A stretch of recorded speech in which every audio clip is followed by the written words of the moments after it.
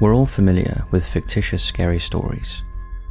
Sometimes, however, the truth can be much, much stranger than fiction, and often much more horrific.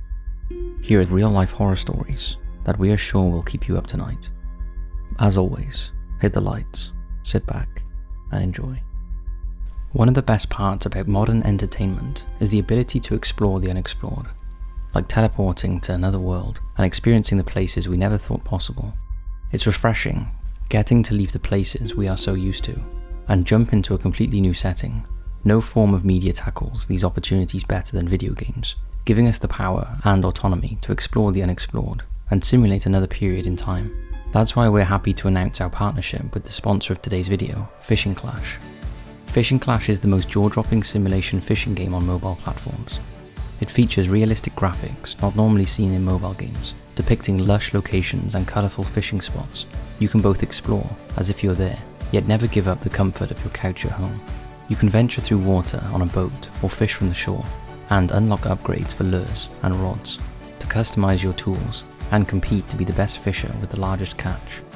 There's also a huge community aspect to Fishing Clash, our favourite part of the game. You can enter competitions every single week, meant for both friendly matches and as development for your skills, so you can rocket up the advanced fishing ranks. You can even build your own clan, whether it's with friends or foes, to enhance the competition and climb the leaderboards. It truly is the perfect combination of escapism, entertainment and community, just like our Top 5's team. So no more waiting for the chance for escapism to come to you. Join the thousands of players already mastering their fishing skills, and download Fishing Clash on your mobile device today. Use our gift code, Top5s, to get a special reward for a total value of $20. With our code, you'll get a 3-star rod, 1 mythical lure, 50 luck power-ups and 30 weight power-ups to help you catch bigger fish. Offer applies to new players only. It's time to explore the unexplored. And now, if you haven't already done so, hit those lights, sit back, and enjoy.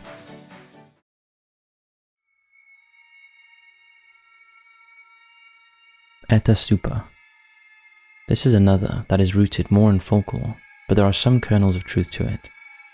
Across Scandinavia, particularly in Iceland, Sweden and Norway, there are many natural precipices that jut out from the rocky landscape, which face directly onto the land below, which can often be just as jagged and rocky as the cliff face next to it. In prehistoric times, when the tales of rituals and old gods were whispered across the land, these cliffs, known as Ättestupa, were, according to sources from the time, the sites of some of the most upsetting and gruesome scenes history has shown us yet. Procopius of Caesarea, a Greek scholar, first documented the practice when writing about the Heruli, an early Germanic tribe who originated in Scandinavia, and there are many references to it throughout the religion's folklore. When elderly members of the tribe reached a certain age, they would be ritually taken up to the side of the cliff. When they reached the top, they would jump, shattering their bodies on the rocks and earth below. This practice may have had roots in social or religious areas, and has lived on in the folklore of these countries for generations.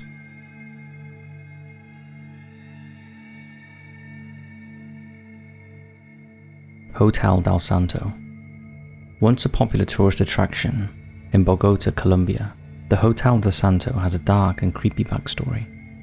Built in 1923 with beautiful French architecture, the hotel was initially a mansion for Carlos Arturo Tapias, an architect himself.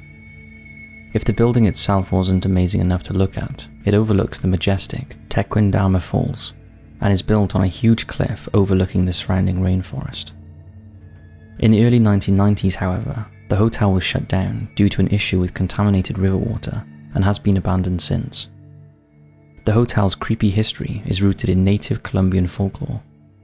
The hotel is allegedly built on a popular suicide hotspot, specifically for the native Muisca people, who would often jump from Tequendama Falls to escape being captured and tortured by the invading Spanish in their initial South American conquests, which saw them overthrow the Aztecs and Incas.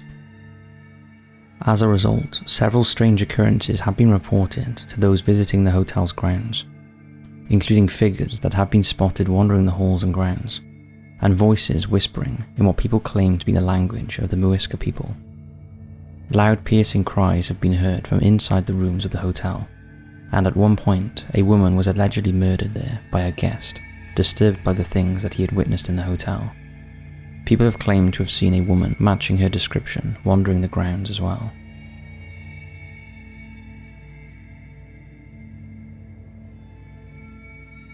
The deadly phone number. In 2010, Mobitel, a mobile phone company in Bulgaria, suspended the phone number 0888-888-888 from customer use, due to several strange happenings surrounding mobile users who previously owned it. Vladimir Groshnov was the first to own a phone with this number, who passed away from cancer in 2001, not long after using the number. Following this, the number was passed on to a member of the Bulgarian mafia. In 2003, shortly after switching to the number, he was killed by an assassin while eating at a restaurant in the Netherlands. The next person to own the number was a corrupt estate agent who had been privately selling huge amounts of cocaine in a secret trafficking organization he had set up. He was also assassinated outside an Indian restaurant in 2005. Mobitel have now allegedly stopped using this number permanently, and when the number is called, the caller hears a message stating that the number is outside of network coverage. It's most likely a strange coincidence, but a creepy one nonetheless.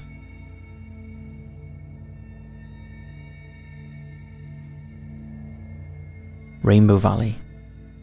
For those who succeed, climbing Mount Everest is an amazing achievement, and one that they can look back on for the rest of their lives. A little over 5,000 people have managed to reach the summit and safely get back down again, but for others it's not that simple. Rainbow Valley is an area of Mount Everest located at 80,000 meters in altitude on the peak's northern ridge. Climbers who pass this section of the mountain will be met with the grisly sight of numerous dead climbers who have been unsuccessful in scaling this part of the mountain, giving the area its name from their brightly coloured jackets, oxygen supplies and climbing equipment. It is the point on the mountain where the most climbers have perished, and due to the location and nature of the region where they died, some of the bodies are impossible to reach or remove, and are left where they fell. These climbers are likely to have been killed by running out of oxygen, falling, or harsh weather. A grisly sight for anyone trying to reach the summit of Mount Everest.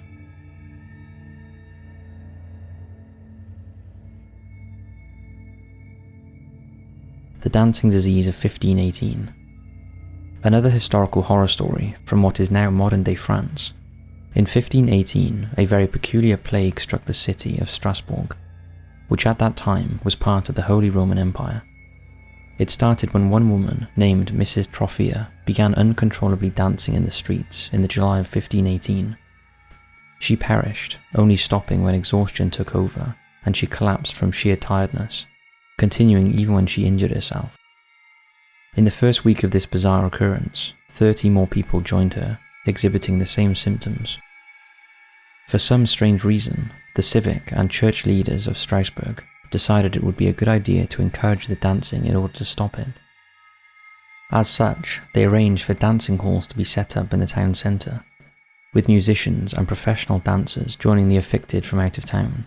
This only made things worse, and by the mysterious abrupt end of the plague in the September of that same year, 400 people had been affected, some of which passed away from their injuries. Although explanations from the time listed demonic possession as the most likely cause, it is now thought that the fungal infection known as ergot, passed on from eating contaminated bread, caused the outbreak. It surely was a strange moment in history.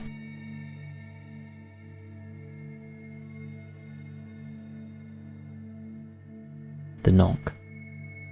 The idea of being in space is likely mind-boggling to anyone who hasn't been there, but it seems there are moments in space that even the trained astronauts find tricky to comprehend. Yang Lui was China's first man in space, who first went up there in 2003, alone in a spacecraft all to himself. As he was up there, at work inside the craft, he heard what he described as somebody knocking on the side of the craft. Looking out of the porthole closest to where he heard the knock, he could not see anything that may have caused it. It's certainly a terrifying thought, but the explanation may be rooted in familiar science. Theories have ranged from part of the craft contracting or expanding, to some form of space debris hitting the side of the craft. It's highly unlikely that some otherworldly being was responsible for the knocking, but it definitely piques the imagination, and I'm sure it was pretty creepy for Yang.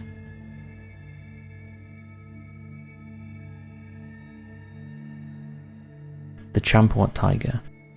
We spoke about the Beast of Gévaudan earlier in this video, but here is a story of an animal much more familiar. The Champawat Tiger was a single female Bengal tiger who towards the end of the 19th century in Nepal and India was responsible for an estimated 436 human deaths. Every one of the tiger's victims were killed in broad daylight, and she managed to evade the hunters that were first sent out to kill her. When the hunters failed, soldiers organized a huge patrol to send the tiger away from the area, which proved successful. But then the deaths continued in other areas. The tiger proved to be exceptionally intelligent. She would adapt her hunting style to specifically hunt human beings, covering huge stretches of land during the night and attacking in the day. It wasn't until 1907 until the tiger was finally killed by Jim Corbett, a British hunter. He stalked the tiger for 2 days, almost becoming prey himself, before the tiger was finally shot, something which took 2 guns to do so.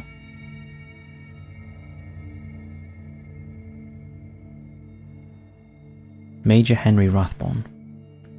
It's possible that you haven't heard of Henry Rathbone before, but he was an indirect second victim of one of the biggest tragedies in US history, the Lincoln assassination. Henry was a US Army major, and the night Lincoln was shot in the Ford Theater, he was accompanying him with his partner, Clara Harris.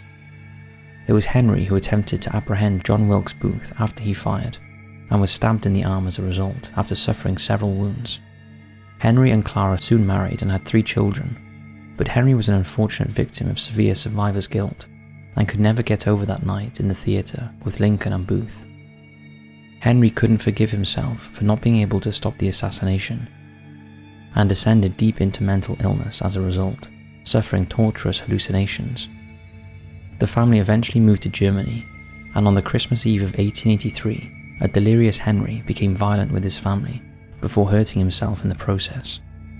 He shot Clara, killing her, and stabbed himself several times with a sharp knife, eerily recreating that fateful night. Henry was sent to an asylum where he spent the remainder of his life, passing away in 1911. He was subsequently buried in Germany, his body next to Clara's.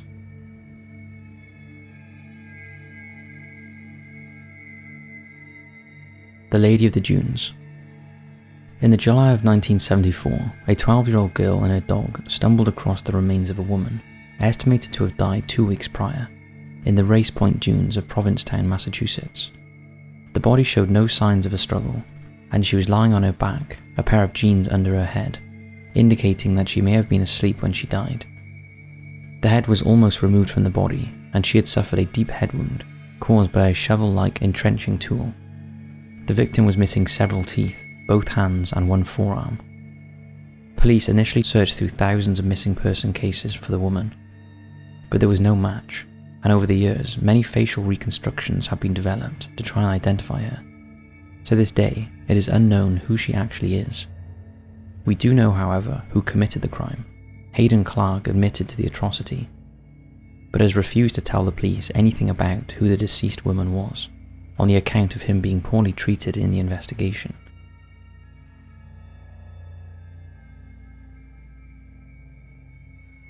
Gen Sekine and Hiroko, Kazama.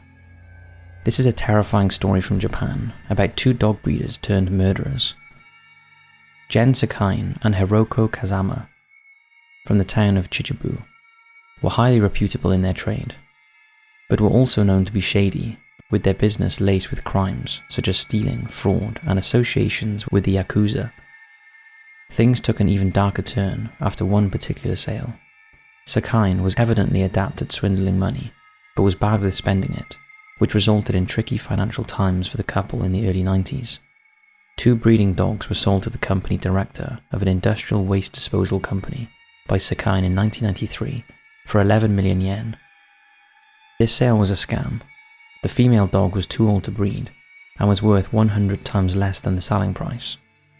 When the customer demanded a refund, Sekine and his wife came to the conclusion that due to their poor financial situation, they were unable to pay it back. So what did they do? They killed him. He was in fact the first of 4 victims of these heinous crimes, where a similar series of events would take place. The victims mysteriously disappeared, killed by the couple, before being transported to the nearby mountains to be finally chopped up into unrecognizable pieces. What couldn't be chopped was burned in an oil drum. The couple were in 1995 eventually brought to justice, when the disappearances were linked and investigated by the police. The evidence pointed to Sekine and Kazama, who were both sentenced to death. 16 years after the sentence was passed out, Sekine died from illness, but Kazama remains on death row to this date.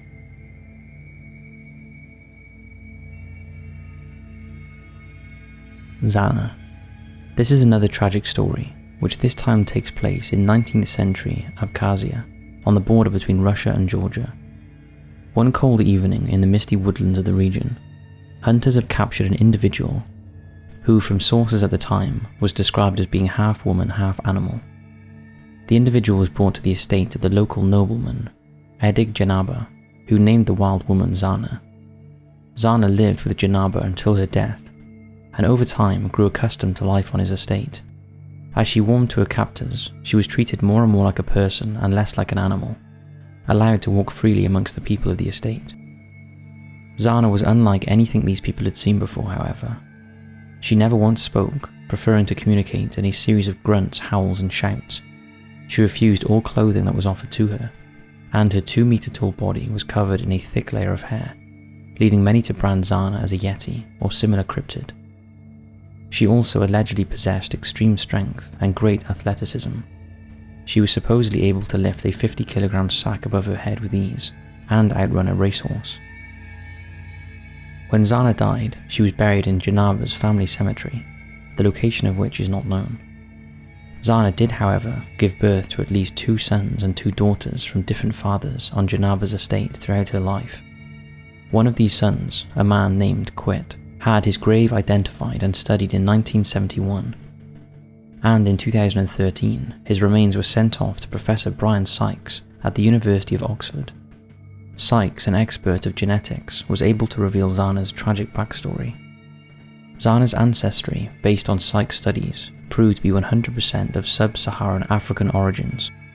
A possible explanation for the story is that Zana was captured as a slave in Africa, managed to escape in the Abkhazia region, and spent a long time wandering the wilds and sustaining herself in the wilderness before Janaba's men captured her. This is surely one of history's strangest and saddest tales.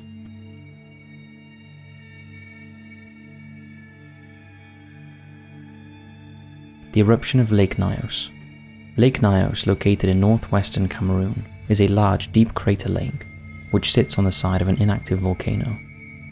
Underneath the lake lies a big pool of magma, which causes carbon dioxide to seep into the lake water, converting it into carbonic acid. Tragedy struck in 1986 when the lake erupted, launching over 1 cubic kilometre of gas into the surrounding air. Firstly, the lake's water level dropped by about 1 metre after the gas was released, and trees from the surrounding forests were knocked down. A 100-metre tall column of water and foam built up, causing a 25-metre wave that crashed against the lake's shore. The invisible cloud of gas travelled between 20 and 50 kilometres per hour down the valley and into the surrounding villages, where the carbon dioxide suffocated any living being it came into contact with. This resulted in the tragic deaths of 1,746 people and around 3,500 livestock. A further 4,000 people managed to escape the gas, but many of them suffered dangerous respiratory conditions in the aftermath of the silent, deadly disaster.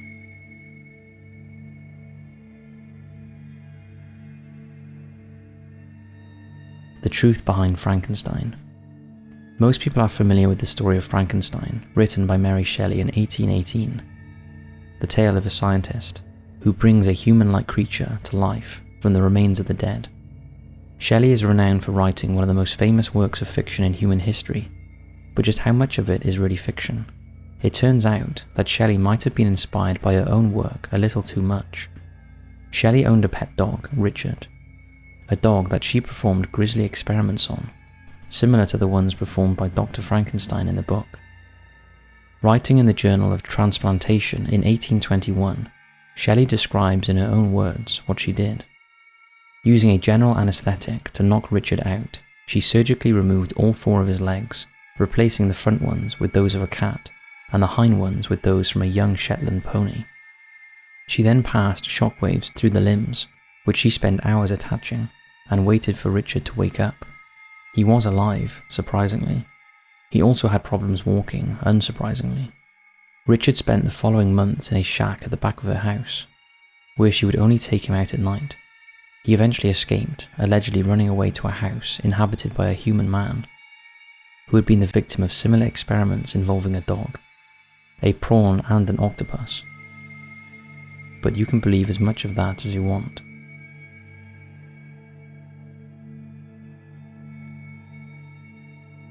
The Plague Riots. When the plague struck Moscow in the 1770s, all hell broke loose. The terrified citizens, furious that the authorities had imposed forced quarantines before destroying their contaminated properties, caused a great deal of unrest amongst the Russian people. The first riots took place when a huge mob of the infected broke into the Kremlin, destroying the Chorov monastery, home of the archbishop. The archbishop managed to flee to a neighbouring monastery, Donskoy, but citizens soon managed to capture that one too, killing the bishop in the process. Several of the quarantine zones keeping the infected in were destroyed, and the mob marched once again to the Kremlin in the following days, where the Russian military was waiting for them. The military opened fire on the rebels after they issued their demands of surrendering the lieutenant overseeing the quarantine process, and the mob was dispersed. Once the rebellion was put down, 165 adults were brought to trial, and the authorities executed the 4 individuals who had started the riots, as well as, strangely, the church bell that the rebels used to start their alarm. The bell was partially dismantled and left silent in the church tower for over 3 decades. It now resides in the Kremlin's Armory Museum.